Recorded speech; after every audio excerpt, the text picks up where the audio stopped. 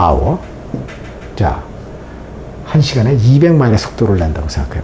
힘이 가해졌다고 생각해 보죠. 그러면 당연히 100마일보다는 같은 시간 내 200마일 속도를 낸 게 더 많은 힘이 가해져야 되겠죠.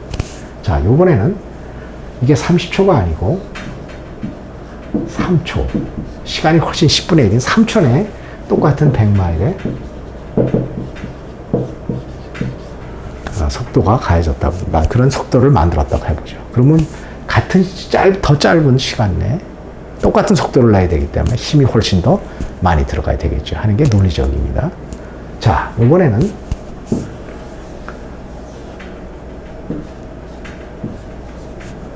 차가 아니고 이거보다 훨씬 더 무거운 트럭이 똑같은 30초 내에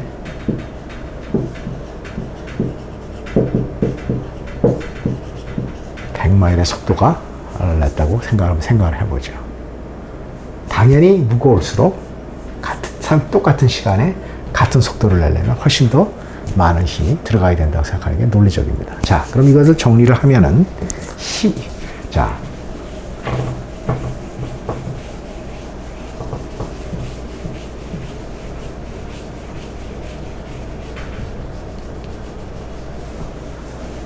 자, 힘이라는 거를, 포스를, 이렇게, 포스가 뭐에 커져야 되냐. 자, 여기서 요거 얘기를 하기 전에 이 델타라는 걸 하나 생각을 해보죠. 이 델타는 차이.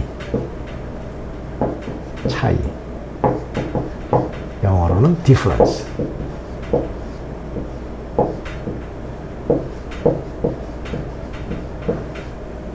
차이 또는 영어로는 difference라고 생각을 해보죠. 예를 들어서 델타 V다. 그러면 속도가 0에서 이 얼마큼 차이가 나느냐. 델타 T다. 그러면 시간이 0초에서 T초까지 이런 시간의 차이, 이렇게 얘기를 할 수가 있겠죠. 이걸 한번 생각을 해보죠. 자, 그러면 이렇게 정의를 하고 힘이 어떻게 돼서 많이 들어가야 되냐면, 첫째로 속도가 높을수록, 속도의 차이를 많이 낼수록 힘이 더 많이 들어가야 되고요. 시간이 짧은 시간 내에 같은 속도를 만들수록 힘이 많이 들어가야 되고요. mass가 높을수록, 이거는 mass는 속도가 늘어난다고 이게 무게나 질량이 변하는 건 아니죠. 실질적으로 이거는 사실 상대론, 저는 상대론을 잘 모릅니다.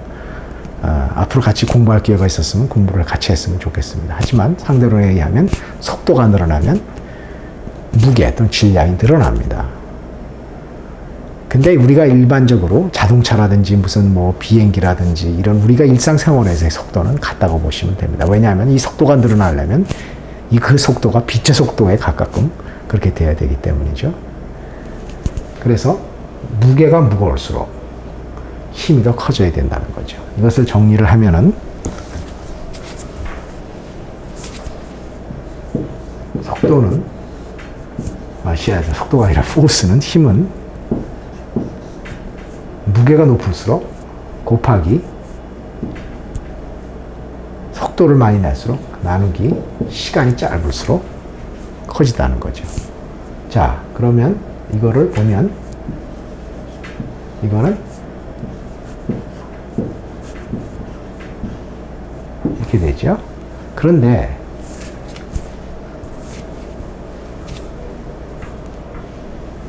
속도에 대한 시간의 변화가 바로 가속도입니다. 가속도의 정의가 뭐냐면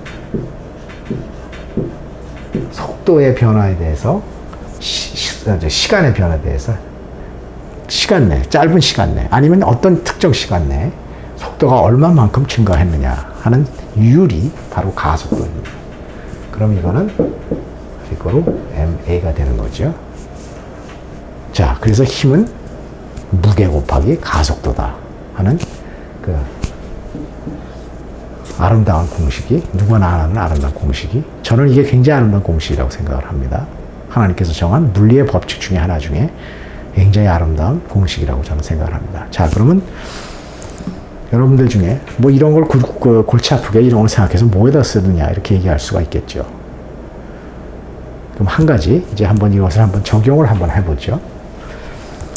저는 테니스를 취미로 하는 사람입니다. 그런데 테니스를 하는 사람들이 상대방이 잘 친 공을 스트로크라고 그러죠. 잘 친 공을 뭐라고 얘기를 하냐면 헤비하다고 얘기합니다. 볼이 무겁다고 얘기를 합니다. 헤비, 무겁다. 그런데 공이 아무리 빨라도 공의 무게가 공이 아무리 높이 올라가도 지구의 직경이 워낙 크기 때문에 중력이 변하지 않습니다. 중력이 변하지 않는다는 것은 공의 무게가 변하지 않는다는 거죠. 그럼 도대체 상대방이 잘 친 공이 무겁다는 건 뭘 의미할까요? 제 생각에는 그거는 F 이퀄 ma이기 때문에 바로 가속도, 공이 무겁다는 것은 이퀄 가속도가 세다는 거죠. 다시 말해서 공이 상대방이 친 공이 내 쪽으로 받는 사람 쪽으로 오면서 속도가 줄어들지 않거나 심지어는 속도가 늘어나는 공이 무겁다 그런 얘기죠. 실제로 상대방이 친 공이 나한테 오면서 속도가 줄어들면 요리하기가 쉽습니다. 감속이 되면 힘이 줄어든다는 거죠. 그래서 가볍다고 얘기를 합니다. 자, 여기서 한 가지 설명을 이해할 수가 있고요. 또 한 가지, 테니스도 그렇겠지만 골프도 그렇고 저는 골프는 사실 하진 않지만 제가 이해하는 바로는 골프나 테니스나 팔로스루를 오랫동안 해야 된다 이렇게 얘기를 합니다. 팔로스루라는 말은 뭐냐면 라켓이나 또는 골프 채하고 공하고 접촉해 있는 시간이 길어져야 된다는 그런 뜻이 되는 거죠. 자, 그러면 구체적으로 그럼 왜 팔로스루를 해야 테니스에 좋은 힘 있는 공을 만들 수 있고 아니면 골프에 좋은 골프의 속도를 낼 수 있는 공을 만들 수가 있나요? 그리고 물어보면 사실 그렇게 답하기가 쉽지는 않습니다. 어떠세요? 생각해요? 그렇지만 이걸 보면은 이해를 금방 할 수가 있습니다. 포스는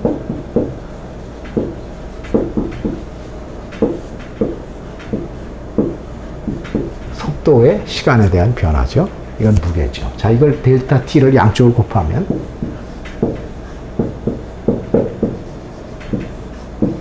이렇게 되는 거죠.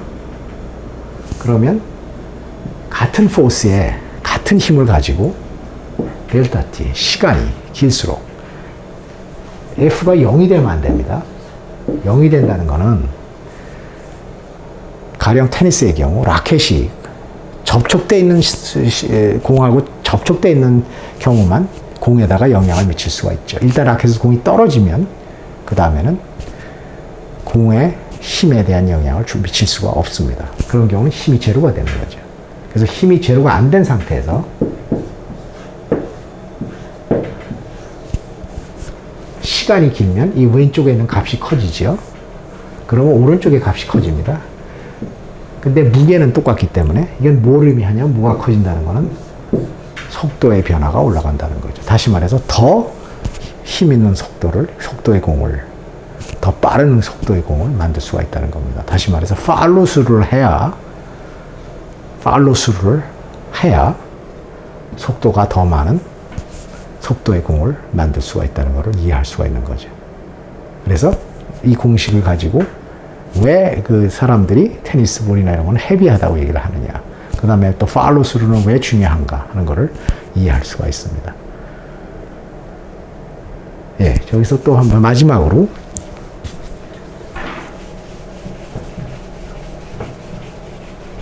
제가 요새 같이 우리 성경 공부하는 그 바이블 스터디 하는 그룹에 요한복음을 공부합니다. 그런데 요한복음을 공부하면서 많이 나오는 얘기 중에 예수님이 이런 얘기를 하십니다. 나를 믿지 못하거든 내가 행한 기적을 보고 하나님을 믿으라, 예수님을 믿으라고 얘기를 하십니다. 이게 뭘 의미하냐면 하나님은 우리에게 결코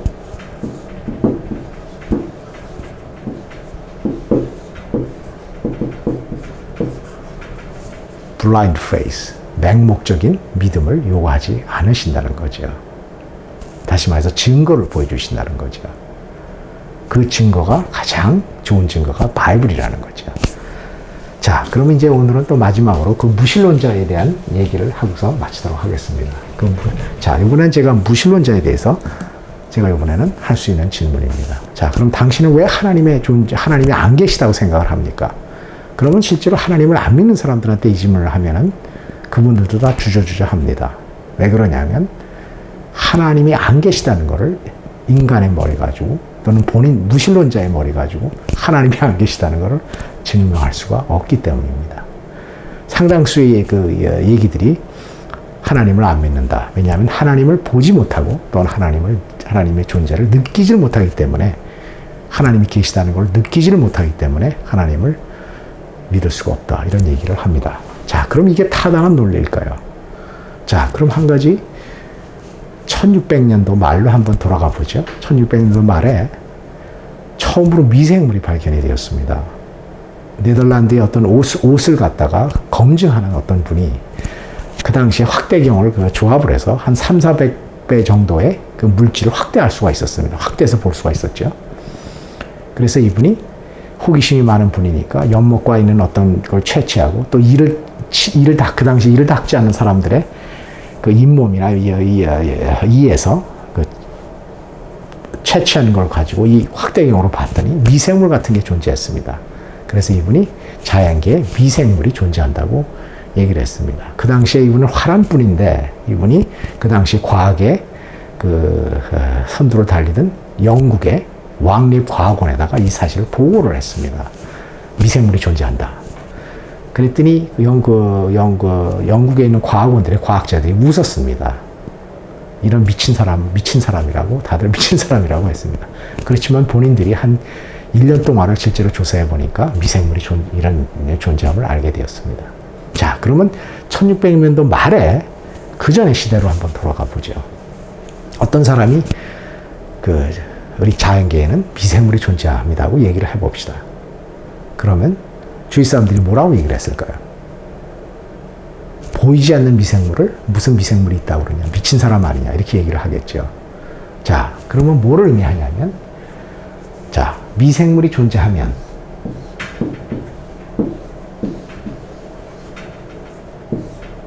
보여야 된다. 이걸 A라고 그러고 B라고 해보죠. 여기에 대한 컨트롤 포지티브는 미생물이 보이지 않으면 미생물은 존재하지 않는다. 이렇게 얘기를 할 수가 있겠죠. 이거는 같은 겁니다, 서로. 자, 이번에는 A를 하나님이라 존재라고 얘기를 해보죠.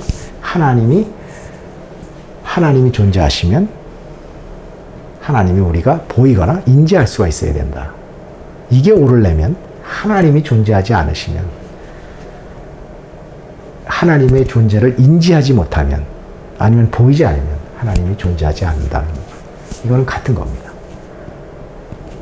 이게 맞으면 그러면 뭐를 뜻하냐면 이게 하나님이 하나님을 인지할 수 없으면 하나님이 존재하지 않는다가 맞으면 이거의 오리지널이 맞아야 되기 때문에 하나님이 존재하시면 인간이 하나님을 인지할 수가 있어야 된다는 겁니다. 이거는 우리 피조물인, 만약에 성경이 오르면 피조물인 우리 인간의 교만인 거죠. 피조물이 절대자이고 우주의 창조주 하나님에 대해서 우리가 하나님의 존재를 인지할 수가 있어야 된다는 그런 교만스러운 얘기가 되는 겁니다. 실제로 하나의 미생물을 봐도 미생물을 인지할 수가 없기 때문에 미생물이 존재하지 않는다는 그런 바보 같은 얘기를 하는 거랑 똑같은 겁니다. 자, 오늘은 여기서 마치고 다음에 면역학과 또 다음에 신앙이나 또는 그 과학적인 사실에 대해서 같이 나누고자 합니다. 감사합니다.